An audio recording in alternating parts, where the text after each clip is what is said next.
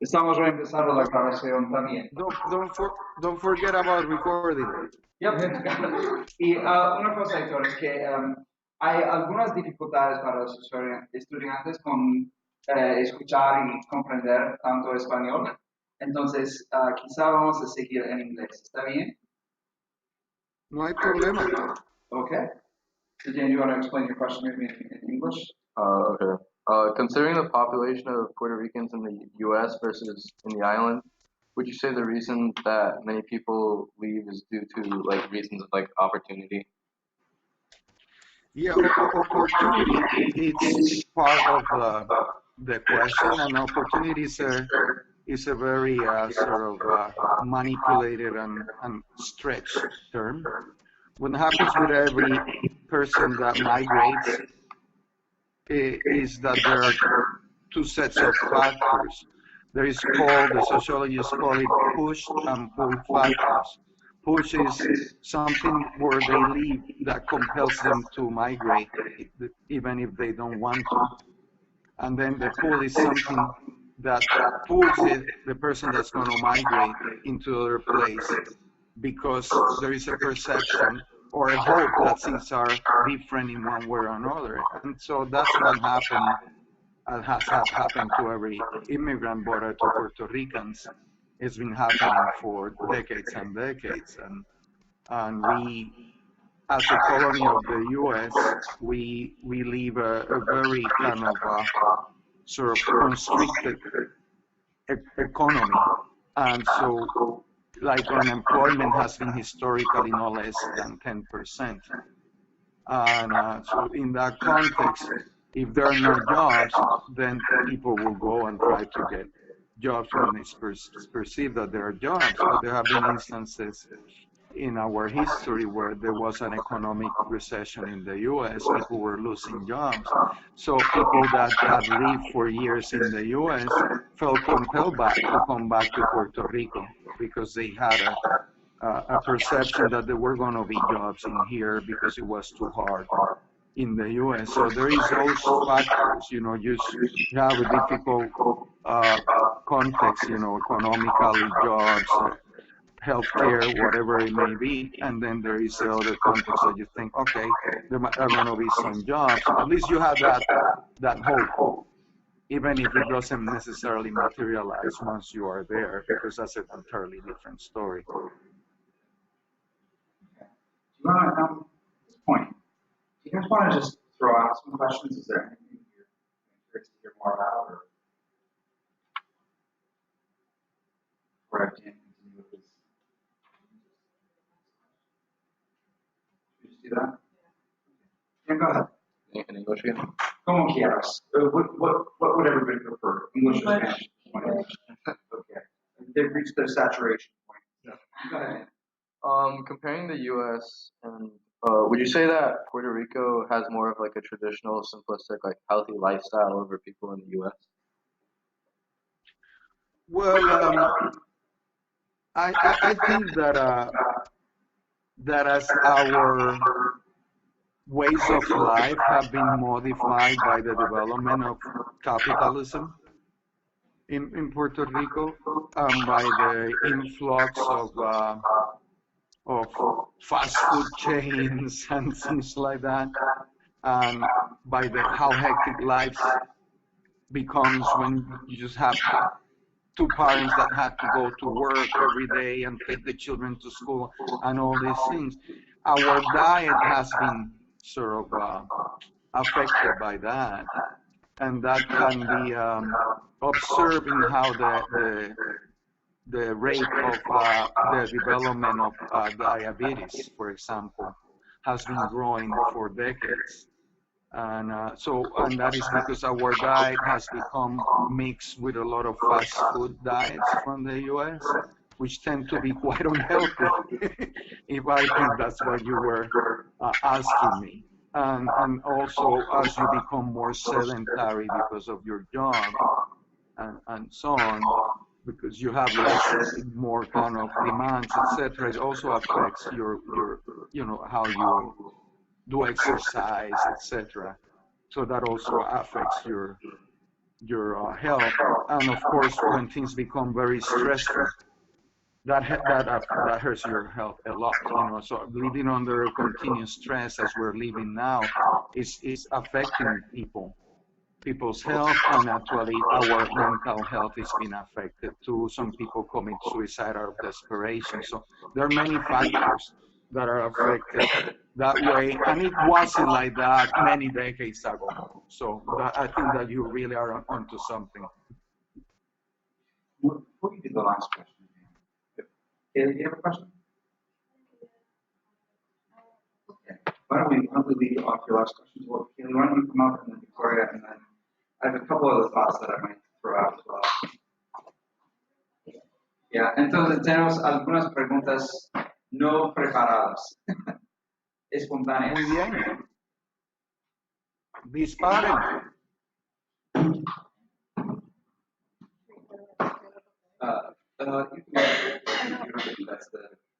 Hola. Hola. So for like schooling in Puerto Rico, is it perceived like as like very important, or is it like how have you noticed like any differences between like the United States and like Puerto Rico? Well, yeah, schooling is very important for all Puerto Ricans. Our public school system starts with kindergarten all the way to high school.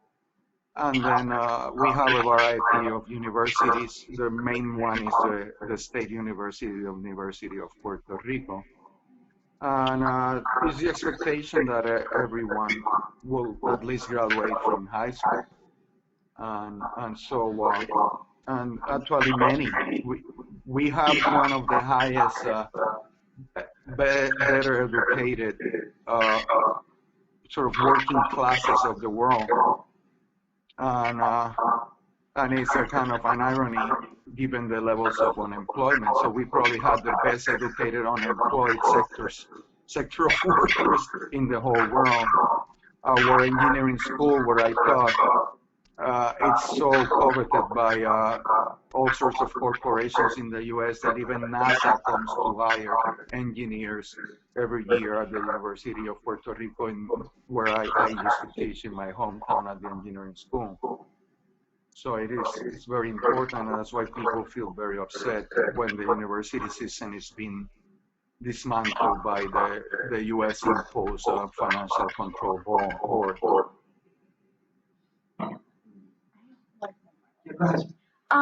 For like women and like within the workplace and within like schooling and everything, are they still like perceived as like lesser, or do you think that they're given like more respect and like opportunities in Puerto Rico? I think that's a very good question, and I think that it's a very important question. And in many respects, is as disrespectful as the U.S. is toward women in the workplace in terms of expectations and sort of the constraining of possibilities. In some others, also it's somewhat different how that takes place in Puerto Rico, and also in some respects, I think it's better. Like for example, women here by law can have a maternity leave that is paid for like 2 months, I believe, and it's the law. And so when my children, one was born here in Puerto Rico, my other 2 children were born in the 2 different cities in the U.S. And seeing how that is so much constrained is very difficult, to the extent that for my youngest one that was born in Chicago, when she was a baby, I had to go and teach for a whole week, with my baby hanging from my neck in a snuggly, while I was teaching at the board, because she was too young to be able to be taken to child care.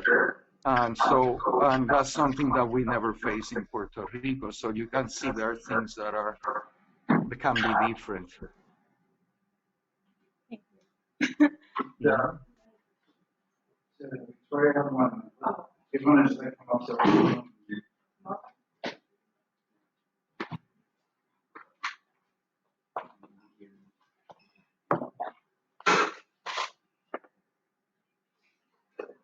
Okay.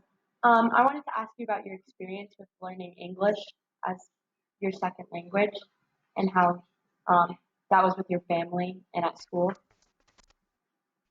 Yeah, English is taught as one of the main sort of disciplines in school since you are in kindergarten. So ostensibly, by the time you graduate from high school, you had received at least 12 years of English being one of the major classes you take every day at school, like Spanish, science, math, etc. And then when you enter college, you had to take so many semesters of English too.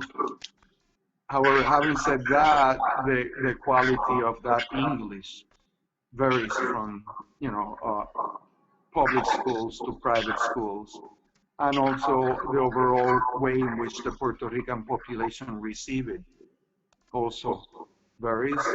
Uh, Given the complexities of our colonial situation, people are not necessarily kind of immersing themselves right away into English. It is a very kind of limited way in which you learn it in school.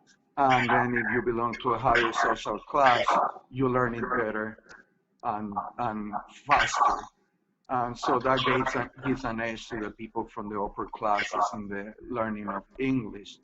I had my English as I was learning, I complemented it spontaneously by watching movies, going to the theater frequently, watching movies and trying to catch the English. The movies here in Puerto Rico, they all have the subtitles in Spanish.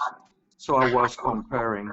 I read the San Juan Star, which was an English language newspaper that my father was subscribed to. I read it since I was about 8 years old.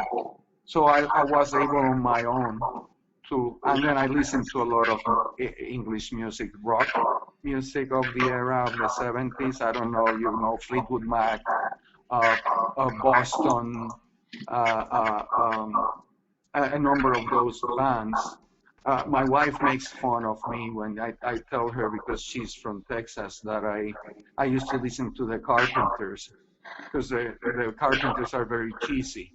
But their enunciation was very clear, and I could understand it better. So it really helped me in learning better English. We have time for one more question. The period is going to end in about 3 minutes, so hopefully we our last question. Go ahead. So you said that when you as a Puerto Rican face discrimination in the U.S. when you travel here and you live here, what is the discrimination like for Americans in Puerto Rico, and do they face any? No, any U.S. American, I call them U.S. American because we in Latin America are all Americans. Yeah. Any U.S. American in Puerto Rico, most of them come as a better off class, and so they really don't face any discrimination.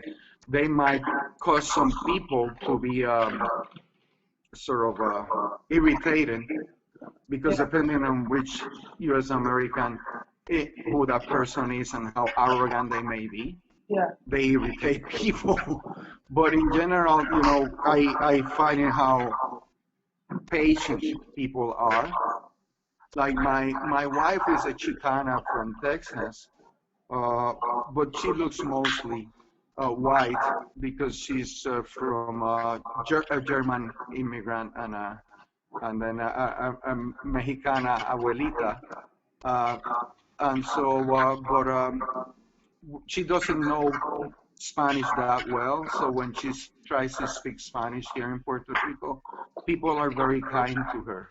They really appreciate that people are making the effort, because I think many people have heard the horror stories of when we go to the US, how it's difficult for us and how a number of people can be quite cruel and hostile to us, and that's something I always have present, that my accent, and when I speak, every single time I speak English in the US, that is present in my mind all the time. Yeah. That someone, I don't know if you remember that Trump, uh, he made fun of us Puerto Ricans like a year and a half or two ago in the media as to how we speak. So that's the kind of thing that you live with every day. Yeah. Unfortunately, we have to stop there because the period's about to end. I wanted to Gracias. ask you at some point about Uh-huh. Hurricane Maria and about Ricardo Rosselló, but I think I'm going to have them listen to the other video. So thank you so much for talking to us. Gracias, buena suerte.